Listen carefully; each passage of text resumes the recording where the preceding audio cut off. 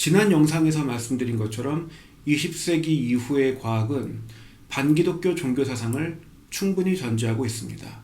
따라서 교회는 이미 이론 과학을 반기독교 종교 사상으로 규정하고 배격할 충분한 근거를 가지고 있습니다.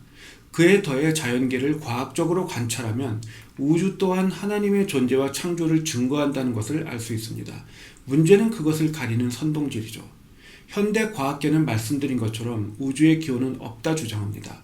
과학적으로 증명한 것이 아니라 덮어놓고 거부하며 또 자신들이 옳다 믿고 있습니다. 그러니까 이것은 과학이 아니라 종교 사상에 보다 근접합니다. 그것도 반기독교 종교 사상이죠. 누차 강조하지만. 그럼에도 우주가 버젓이 존재하고 있기 때문에 그것에 대한 모종의 설명을 내놓아야 합니다. 그래서 주장하는 것이 정적 우주론입니다. 영어로 static universe라고 하는 이론인데요. 이게 다른 말로 하면 infinite universe theory, 그러니까 정적 우주론이란 우주가 변하지 않는다, 즉 정적이다, 영원히 변하지 않았고 앞으로도 변하지 않을 것이다, 영원히 무한하다. 쉽게 말해 우주는 지금 존재하고 있는 형태로 영원히 존재해 왔고 또 그렇게 영원히 존재할 것이라는 이론입니다. 이것도 밝혀진 바 없습니다. 후에 유실론을 인정하긴 했지만 기독교인이 아니었던 아인슈타인 또한 이 정적 우주론의 지지자였고 1917년 발표한 자신의 일반 상대성 원리를 통해 정적 우주론을 입증했다 생각했습니다.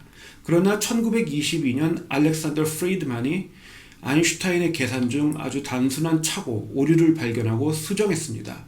그래서 계산을 다시 하게 되면서 정적 우주론이 사실상 부정되었고 팽창 우주론, Expounding Universe Theory가 되려 주목을 받게 되었습니다.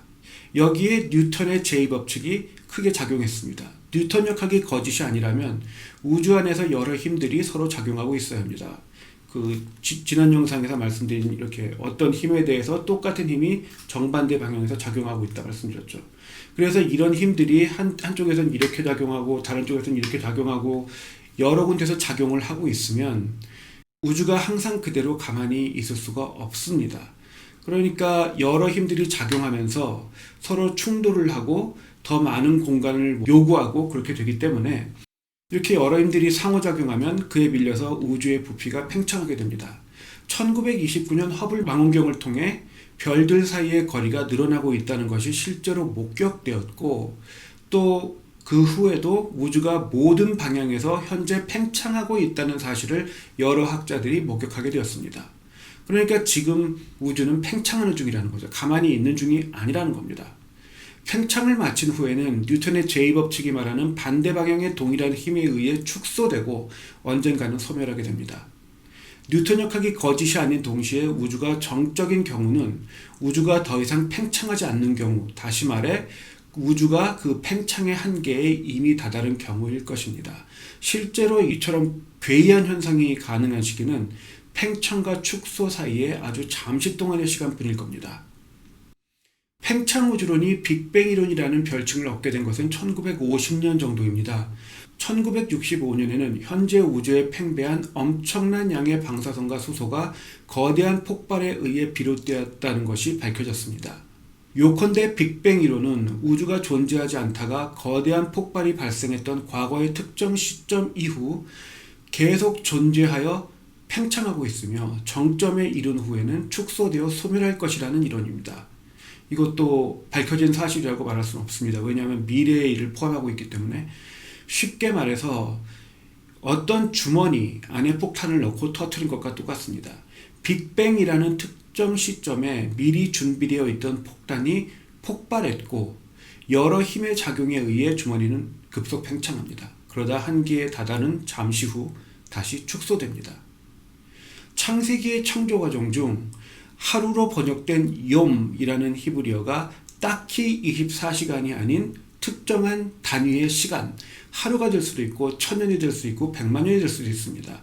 이러한 특정한 길이의 시간을 의미한다는 것을 고려하면 창조는 물리적 7이 아닌 7단계에 걸쳐서 진행되었다 말할 수 있습니다.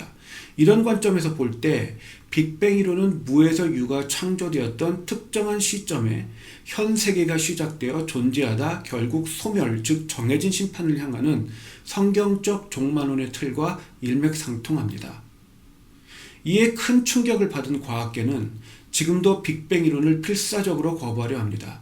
대부분의 과학자들은 과학적으로 입증되었다 해서 받아들이는 것이 아니라 실증적 자연주의, 그러니까 무신론 세계관을 어떻게 해서든 관철하려 합니다. 이건 다시 말씀드리지만 과학이 아니라 반기독교 종교사상입니다. 그래서 주장하고 있는 것이 힌두교 천체학에서 빌려온 윤회하는 우주론입니다.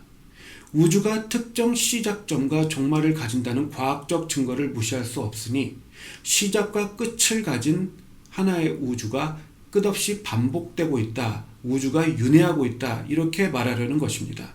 그래서 하나의 존재 또는 반복은 의미 없는 물리적 현상, 즉 힌두교에서 말하는 아바타 또는 허상, 바니티, 이것에 지나지 않는다. 따라서 영적 세계는 존재하지 않고 물리적 현상만 존재한다, 이렇게 말하려는 것입니다. 메타버스, 멀티버스, 패러렐 유니버스, 그러니까 평행우주, 이렇게 여러 이름으로 불리는 이 이론들은 현 우주를 기준으로 무수히 많은 과거의 우주와 무수히 많은 미래의 우주들을 주장합니다.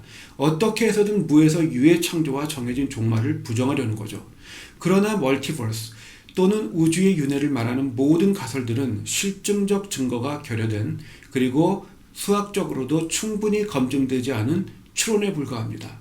그에 반해 빅뱅 이론은 1세기 동안 수학적 검증과 실증적 증거들을 축적하며 첨예하게 발달해왔고, 우주의 기원과 말로에 대한 어떠한 다른 이론보다도 훨씬 더 견고하게 다져지고 있습니다. 지금도 다져지고 있어요.